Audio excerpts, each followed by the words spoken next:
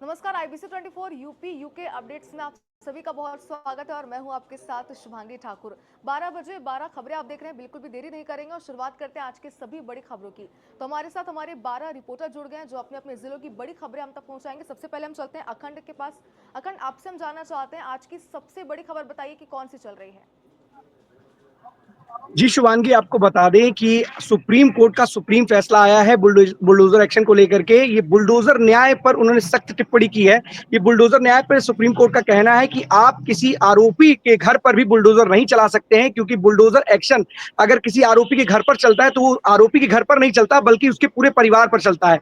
ऐसा करके आप उसके परिवार से छत छीन लेते हैं और ऐसा ये करना कहीं भी उचित नहीं है। मनमाना रवैया जो अधिकारी अपना रहे हैं सत्ता के संरक्षण में, ये बिल्कुल भी नहीं चलेगा। न्यायपालिका के कार्य में हस्तक्षेप नहीं कर सकती है कार्यपालिका, सख्त टिप्पणी की है सुप्रीम कोर्ट ने। सबसे बड़ी बात है कि सूबे की योगी जो सरकार है उसका बुलडोजर एक्शन, जो बुलडोजर जस्टिस है, वो खासा सुर्खियों में रहा था और विभिन्न राज्यों में भी उसकी मांग बढ़ गई थी और बुलडोजर एक्शन लिए जा रहे थे। इसी को लेकर के एक याचिका दायर हुई थी। सुप्रीम कोर्ट ने पहले इस पर रोक लगा दी थी और आज विस्तृत एक फैसला सुनाया है जिसमें साफ कर दिया है कि सुप्रीम कोर्ट के दिशा निर्देश के अनुसार ही किसी का घर गिराया जा सकता है। किसी पर दोष लगने से मात्र से ही उसका घर नहीं गिरा सकते हैं। जो अधिकारी है वो मनमानी नहीं कर सकते हैं।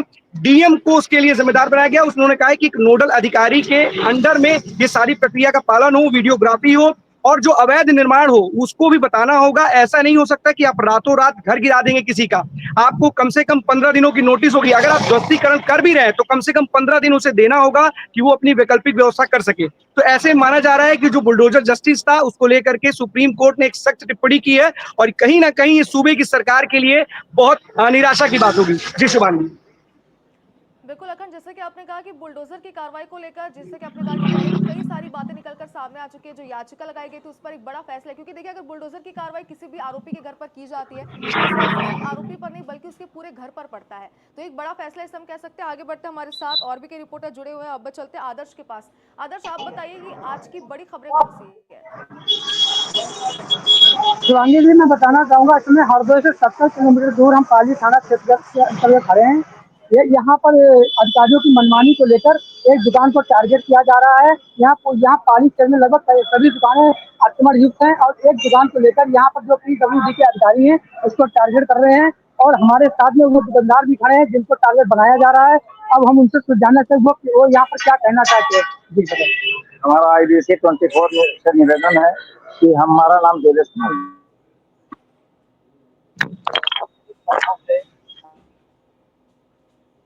दुकान कब से चले आ रहे हैं। कोई भी आदर्श, हम चाहते हैं कि पहले एक बार आप दर्शकों को समझाइए कि किस तरीके की बात कार्रवाई हुई यहाँ थी। पर चल रही है, हमें क्या ये पूरा हमें मामला है। हमेशा हमें हमें हमेशा इस समय क्या कार्रवाई चल रही है, क्या क्या है ये इस समय की कार्रवाई की तरफ से आदेश आया है कि आप लोगों को ही टारगेट करके दुकान हटाई जाएगी। तो हमने उनका आदेश का पालन किया और हमने उनसे निवेदन किया कि हमें समय दे दिया जाए कुछ समय के लिए। तो हम हटाने के लिए सहमत हैं। हमारा कुछ अतिक्रमण ही नहीं है।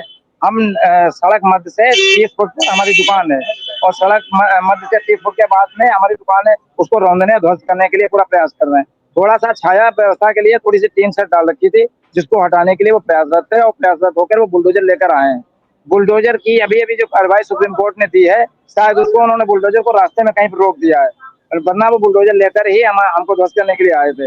ये सब किसी के सह पे किया जा रहा है और जिन शिकायतकर्ताओं ने हमारी शिकायत की थी वो लोग हमारे भाई पे जानलेवा हमला कर चुके हैं, जिसमें 308 की धारा में वो पंजीकृत होकर उसमें वंचित है, जिसकी चार्जशीट कोर्ट में न्यायालय में पहुंच चुकी है। लेकिन उसके बावजूद हमसे जबरदस्ती सुलह दबाव डालने के लिए किसी के सह पर, और वो सह इतनी जबरदस्त है उसका नाम लूंगा तो शायद मेरी हत्या कल कर दी जाएगी और इसके लिए मैं उसका नाम नहीं ले पाऊंगा। और मुझे जब कुछ नहीं मिल रहा है, मेरी तरफ से कोई कमियां नहीं आ रही हैं, तो मेरी दुकान को हटाकर और जबरदस्ती मुझे ध्वस्त करने का प्रयास किया जा रहा है कि आपको अस्त कर देंगे, आपको यहाँ कार्य नहीं करने देंगे, आपको यहाँ जीने नहीं देंगे। और एक तरफ तो ये भारतीय जनता पार्टी के कार्यकर्ता गण जो शिकायत कर रहे हैं वो योगी जी के उस आदेश को एक रहेंगे तो कटोगे तो बटोगे वाली नीति करेंगे बिल्कुल और मैं उसके आपको यहाँ बावजूद पर ये एक लोग सवाल हमारे अपने साथ आप से कटने पूछूंगी। बटने आपको वाली क्या इस नीति। पूरे मामले को लेकर, इनकी पूरी शिकायत को लेकर किसी अधिकारी के पास इन्होंने कोई शिकायत अब तक करी है? कोई कलेक्टर के पास इन्होंने अपनी बात रखी है? इनकी दुकानों को हटाया जा रहा है इसे लेकर? नाम वो जाहिर सी बात है कि नहीं ले रहे हैं सीधे तौर पर, लेकिन कई गंभीर आरोप कई दिग्गजों पर लगाते नजर आ रहे हैं। आप जो आरोप लगा रहे हैं क्या इसको लेकर कहीं डीएम या कई अधिकारी मेरे पास शिकायत के कम से कम 50 प्रपत्र मौजूद हैं, 50 प्रपत्र, जिसको मैंने जिलाधिकारी से लेके एक्सीएम से लेके मुख्यमंत्री महोदय तक हैं। लेकिन मुझे सिर्फ टारगेट किया जा रहा है किसी के सह पर। जो आप जानती हैं आजकल सत्ता का ऐसा दबाव है कि सिर्फ सत्ता की सुनी जा रही है। हम ओबीसी में गिने जाते हैं हम लोग, तो हम वैश्य समाज से आते हैं, इसलिए हमारा यहाँ कोई संरक्षण नहीं है। इसलिए हमको हर तरीके से हमारी हत्या करने का पूरा प्रयास किया जा रहा है, जिसे हमारे पास कोई और प्रूफ नहीं है। शिवांगी जी, मैं बताना चाहूंगा कि ये दुकान देखिए अपने आप तो इस शटर को टीम को हटा दिया गया है और लगभग सभी दुकानें लगी हुई है। कहीं न कहीं पर यहाँ पर ज्यादा की मनमानी हम दिखाना चाहेंगे। ये देखिए पूरी दुकान जो है तोड़ी हटा दी है और उनसे बातचीत भी आपने की। अब देखने वाली बात होगी कि IBC 24 यूके में हम इस खबर को प्रमुखता से दिखा रहे हैं। अब इस पूरे मामले पर आगे किस तरीके से संज्ञान लिया जाता है, ये सबसे जरूरी बात है। फिलहाल और भी सहयोगी हमारे साथ जुड़े हैं। अविनेश हमारे साथ जुड़ के, अविनेश आपसे जानना चाहते हैं, आप बताइए क्या बड़ी खबर है आज की?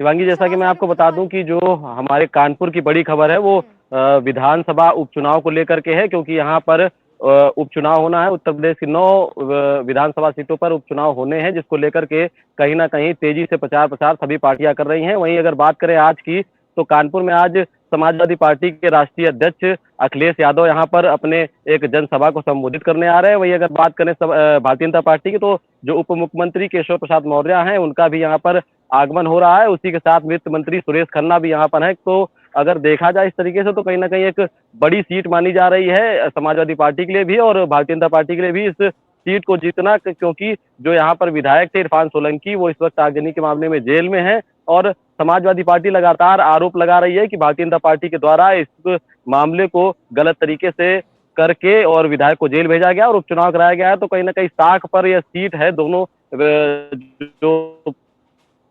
पार्टियां उसको लेकर के। तो कहीं ना कहीं 36 के आंकड़े की अगर बात करें, तो यहाँ पर आप जैसा कि आप जानते होंगे कि समाजवादी पार्टी के जो राष्ट्रीय अध्यक्ष हैं अखिलेश यादव और जो उप मुख्यमंत्री हैं केशव प्रसाद मौर्य, दोनों के बीच में 36 का आंकड़ा रहता है। तो आज तीखी नोकझोंक भी यहाँ पर साफ तौर पर देखने को मिलेगी। ये शिवांगी। चलिए, तो एक बड़ी सियासी हलचल आपने बताई। अब देखने वाली बात होगी किस तरीके से सभा होती है, संबोधन में क्या कुछ महत्वपूर्ण बातें ये दिग्गज यहाँ पर कहते नजर आते हैं। इंद्रवीर हमारे साथ जुड़ के, इंद्रवीर सावन में जानना चाहती हूँ कहाँ से जुड़े हैं ये? चलिए, रायबरेली से इंद्रवीर हमारे साथ जुड़ के। इंद्रवीर बताइए, रायबरेली में क्या बड़ी खबरें आज चल रही है? शिवांगी, बता दें रायबरेली की सबसे बड़ी खबर यातायात पुलिस को लेकर के है और ये बड़ी अच्छी पहल है। यातायात पुलिस ने एक ऑपरेशन लॉन्च करने की अभी सोची है और ये 1-2 दिन में शायद हो भी जाएगा। यातायात पुलिस ने कोई भी शहर हो शिवांगी, अगर हम जाते हैं तो आज की डेट में अगर आप शहर के अंदर जा रहे हैं तो वहां पे ई रिक्शा जो है उनकी तादाद ज्यादा है और ई रिक्शाओं के जो चालक है ज्यादातर, इससे बीच में योगी सरकार ने चाबुक भी चलाया था, लेकिन तब भी इन लोगों को किसी तरीके से कोई कंट्रोल या कहीं से कुछ नजर नहीं आया। उसी को लेकर रायबरेली पुलिस ने एक जो है अपना ऑपरेशन लॉन्च करने जा रही है। यह ऑपरेशन है कलर कोडिंग। कलर कोडिंग से चलेंगे ई रिक्शा।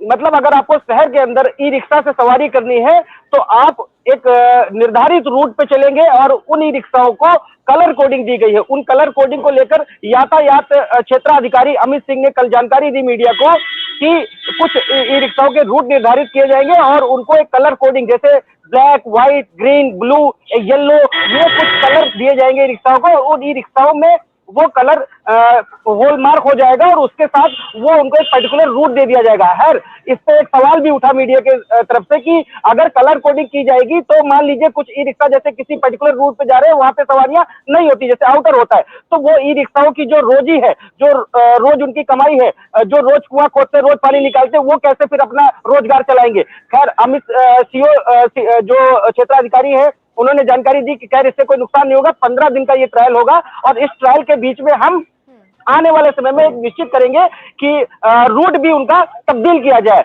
और ये operation, colour coding operation e rickshaw और शहर को लेकर के करना बहुत जरूरी है, क्योंकि आए दिन शहर में जो घटनाएं होती हैं, किसी के ई रिक्शाओं के छोटे छोटे बच्चे ई रिक्शा चलाते हैं, उनके पास ड्राइविंग लाइसेंस नहीं है, घर वालों ने दे दिया, वो रेंट पे भी ई रिक्शा मिल जाता है। तो ये रायबरेली यातायात पुलिस की एक बड़ी अच्छी पहल है, और अगर ये सक्सेस होता है तो ये बहुत ही अच्छे पैमाने पर शहर को जाम मुक्त कराने से एक बेहतर तरीका जो है निकाला है यातायात पुलिस रायबरेली ने। शिवांगी।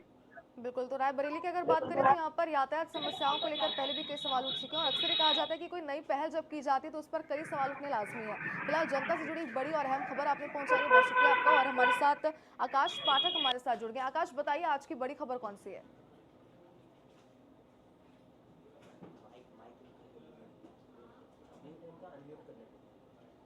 आकाश, आपका माइक शायद म्यूट है, आपकी आवाज हम तक नहीं पहुंच पा रही, एक बार आप चेक कर लीजिए।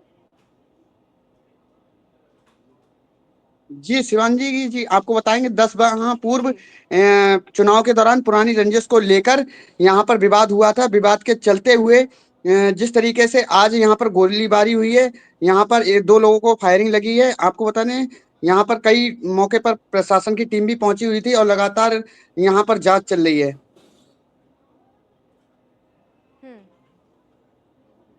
किस तरीके की जांच चल रही है, जरा बताइए विस्तार से।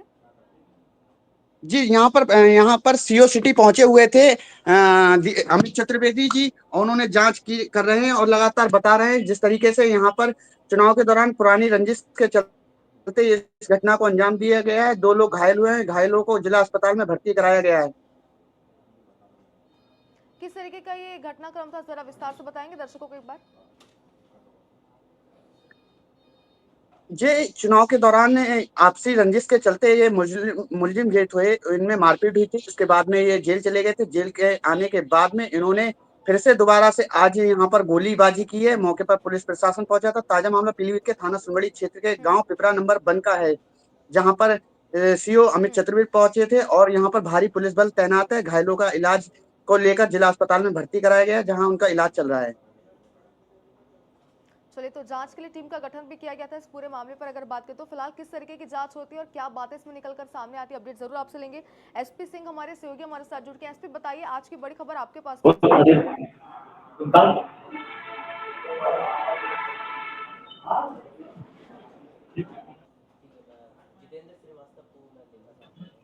चलिए एसपी, आपको यहाँ पे रोकना चाहते हैं, हमारे एक सहयोगी जितेंद्र हमारे साथ भी जुड़ चुके हैं, उनसे जानते हैं कि आज की कौन सी बड़ी खबर और अहम खबर है आपके पास, बताइए।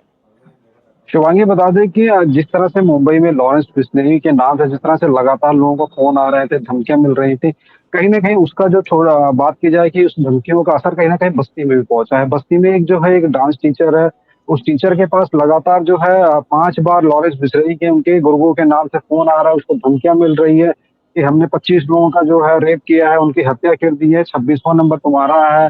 और इस तरह लगातार जो है 5 बार फोन उसको आए हैं, धमकियां मिल रही है।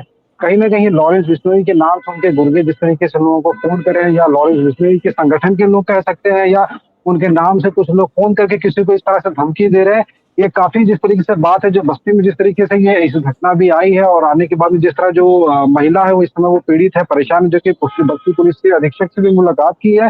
पुलिस अधीक्षक ने जो उसमें जांच कर कार्रवाई करने का आश्वासन दिया। जो उनके फोन कॉल जिससे लगातार फोन आ रहे हैं, उस फोन को भी टैप किया जा रहा है, उसकी लोकेशन भी ट्रेस की जा रही है। कहीं ना कहीं जो है जो वाकई में वो लॉरेंस बिस्लेरी के गुर्गे हैं या कोई फेक कॉल करके इस तरह से परेशान कर रहा है, पुलिस उसमें जुड़ी है, जांच करने में लगी हुई है। शिवांगी, बिल्कुल, ये बड़ा सवाल है क्योंकि कई बार हमने देखा ऐसी कई खबरें पहले भी कई राज्यों से भी सामने आ चुकी है, जहां पर फेक कॉल लोगों को किए जा रहे हैं, गलत नाम बताए जा रहे हैं और उनसे कई पैसे भी लूट लिए गए हैं। फिलहाल देखने वाली बात होगी इसमें क्या कुछ बातें निकलकर सामने आती है। जावेद हमारे साथ जुड़ गए। जावेद, आप बताइए कौन सी बड़ी खबर है आपके पास? इस बात की आपको बता दें, आगरा से जो बड़ी खबर है वो ये है कि आगरा जो है ताजमहल के नाम के साथ साथ आगरा की मिठास पेठे से भी जाना जाता है, और आगरा आने वाला हर कोई चाहता है कि आगरा में आकर आगरा को सुबह जो जलेबी और बड़ी का नाश्ता है वो जरूर करे। तो आपको बता दें, आज ताजनगरी आगरा के अंदर जो लोग जलेबी और बड़ी का नाश्ता करने की चाह रखते हैं वो आज इससे वंचित रह गए हैं, क्योंकि आज जो मिठाई विक्रेता है सभी ने आज अपने प्रतिष्ठान बंद कर रखे हैं यहाँ पर, और एक बड़ा प्रदर्शन करने के लिए आज वो कलेक्ट्रेट जिलाधिकारी के पास पहुंच रहे हैं, क्योंकि उनकी शिकायत ये है कि व्यापारियों का उत्पीड़न किया जा रहा है, मिठाई व्यापारियों का। जिस तरह से कोई भी आम आदमी मिठाई की दुकान पर पहुंचकर मिठाई ले लेते हैं और फिर उसके बाद में 8 दिन बाद 10 दिन बाद उस मिठाई को खराब बताकर के शिकायत की जाती है, तत्काल फूड इंस्पेक्टर वहां पहुंचते हैं और वहां पर उनके सैंपल ले लेते हैं और विभागीय कार्रवाई की जाती है। तो कहीं ना कहीं व्यापारियों के साथ उल्टीकरण किया जा रहा है। व्यापारी को साफ तौर से कहना है कि अभी 2 दिन पहले ही एक अधिवक्ता मिठाई की दुकान पर पहुंचे थे और उन्होंने वहां से लगभग 800 रुपए की मिठाई भी ली थी। इसका 800 रुपए का बिल देने की वजह वो वहां पर बोल रहे थे कि 500 रुपए ले ली जाए, लेकिन जो मिठाई की दुकान पर जो नौकर था उसने मना किया 500 रुपए लेने से, तो उसने वहां से देख लेने की बात कही और वहां से चले गए। उसके बाद में वो फिर दोबारा वहां पर 2 दिन बाद आते हैं और एक फूड इंस्पेक्टर को साथ में लेके आते हैं और वहां पर फूड इंस्पेक्टर को आदेश करते हैं कि यहाँ से इनके सैंपल भर लिए जाए। तो कहीं ना कहीं दुकानदारों का ये कहना है कि हमको भी अपना पक्ष रखने की बात मौका दिया जाए, हम अपना पक्ष नहीं रख पाते हैं और विभागीय कार्रवाई हमारे लिए की जाती है। जी शिवांगी। जावेद, लेकिन ये भी बताइए जरा कि प्रदर्शन करने की नौबत यहाँ पर आ चुकी है, क्या इस पूरे मामले को लेकर उन्होंने कभी शिकायत नहीं की और शिकायत करने के बाद भी क्या समस्या का समाधान नहीं निकला जिसकी वजह से वो प्रदर्शन कर रहे हैं?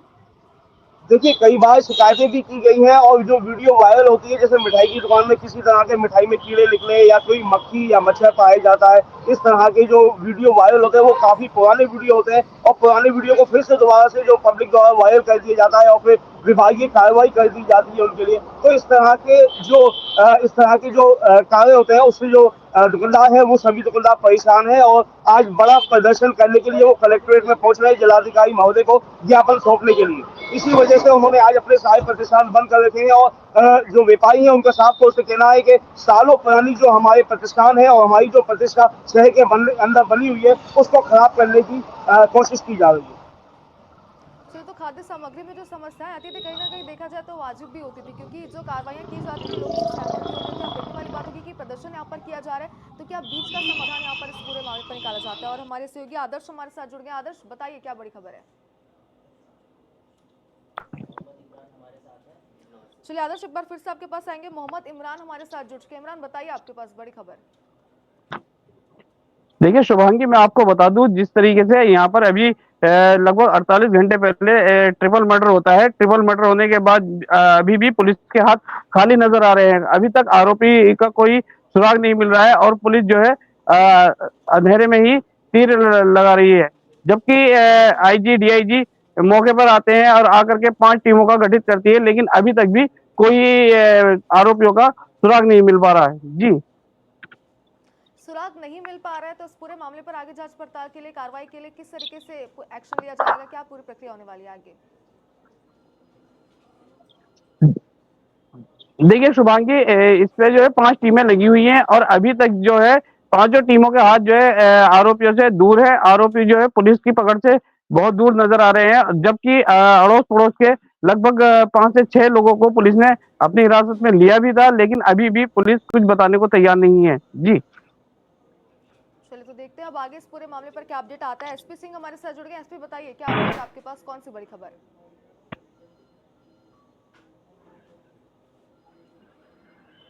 अरे कलम तो लगाया, तू बताओ, हम बताओ। आइए। आवाज आ रही अब तक हमारी? जी जी, हेलो। हाँ, बताइए कौन सी बड़ी खबर है आपके पास? सुल्तानपुर जनपद के अंतर्गत कूड़ेभार थाना आता है। इसी के अंतर्गत रात में एक बड़ा हादसा हुआ। एक डीसीएम ने लगभग आधा दर्जन वाहनों को क्षतिग्रस्त करके फरार हो गया। चालक उसका गाड़ी अब मौके पे छोड़ करके चला गया।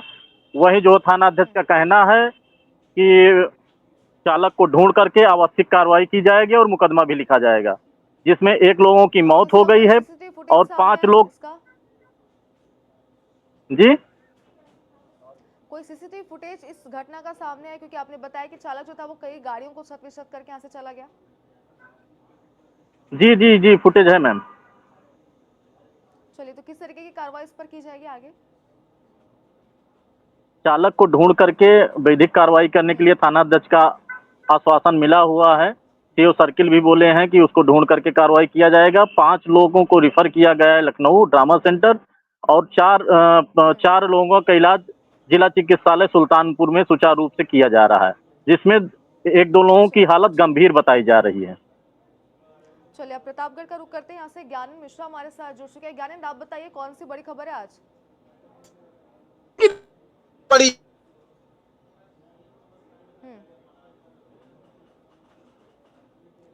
ज्ञानंद, दिवाली आवाज आ रही है अब तक हमारी? अब हम्म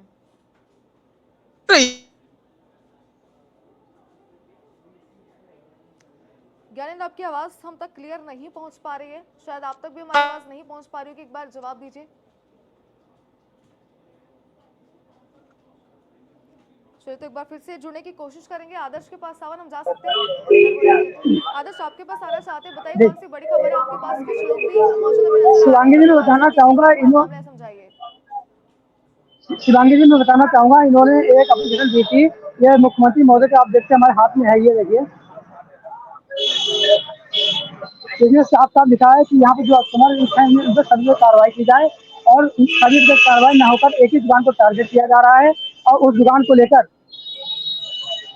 को लेकर यहाँ पर ये जो PWD के अधिकारी हैं और कहीं यहाँ पर अपना यहाँ पर वो हटवा, जबकि उन्होंने हटवा दिया है और उसके बावजूद भी सभी दुकानें लिस्ट हैं। हमारे सामने यही पूरी जानकारी बताई। हमारी दुकान को सिर्फ टारगेट करके एक्सप्रेस करने का पूरा प्रयास किया जा रहा है और ये किसी भी भाषा जो हो रहा है वो बिल्कुल सही हो रहा है, क्योंकि हम जान रहे हैं कि वो उनका लगातार हम लोगों को बहुत समय से परेशान करते चले आ रहे हैं। लगातार तरह के केस लगवा रहे हैं। हमारे भाई पे वांछित हमला करवाया 308 की धारा में, जानलेवा हमला हुआ था। अब हम किसी तरीके से अपने को बचा रहे हैं, लेकिन अब हमें ऐसा दिख रहा है कि हमें ये अपना या विधानसभा समाजपुर छोड़कर कहीं दूसरी जगह रहना पड़ेगा, क्योंकि बैस समाज के लिए ये अब जगह सुरक्षित नहीं रही। ऐसा ऐसा प्रतीत हो रहा है, क्योंकि वो जो लोग ये कहते हैं कि तुम अगर हमारे मन की नहीं करोगे तो तुम्हारे साथ बहुत ज्यादा ऐसा माहौल कर देंगे, तुम्हारे खिलाफ इतना षड्यंत्र रच देंगे कि तुम्हारा जीना मुहाल हो जाएगा। इस समय हम उसी स्थिति में खड़े हुए हैं कि पाली में किसी को एक को भी नहीं छुआ जा रहा है और हमारी दुकान को ध्वस्त किया गया है। अभी ये कटोगे और मरोगे वाली जो बात है वो चरितार्थ तो योगी जी बहुत जोर से कर रहे हैं, लेकिन अपने ही समाज के लोग अपने को बांटने में लगे हुए हैं। ये बड़ा घातक कार्य है, कुछ इससे समझ में नहीं आ रहा। हम सभी व्यापारी आहत हैं और ऐसा प्रतीत हो रहा है कि हमें ये अपना जगह छोड़नी पड़ेगी, ऐसा हमें प्रतीत हो रहा है, वरना हमारी सुरक्षा व्यवस्था बहुत ही मुश्किल में मालूम हो रही है। इतना निवेदन है, मेरा निवेदन है ऊपर तक पहुंचाया जाए टीवी IBC 24 के लिए। चलिए आदर्श, तो उनकी क्या यस समस्या मैम। थी ये तो हमने सुना, और जैसे कि उन्होंने भी कहा कि IBC 24 के माध्यम से उनकी जो बातें, उनकी जो समस्या है वो पहुंचाया जाए, जरूर पहुंचेगी। अब देखने वाली बात होगी इसका समाधान कब तक निकल कर सामने आता है। फिलहाल बहुत शुक्रिया आपका हमारे साथ जुड़ने के लिए। तो देखिए, हमारे सभी सहयोगी हमारे साथ जुड़े हुए थे जिन्होंने कई बड़ी खबरें हम तक पहुंचाई, और इसी के साथ हमारे इस 12 बजे 12 खबर में फिलहाल इतना ही। आप देखते रहिए IBC 24 UP।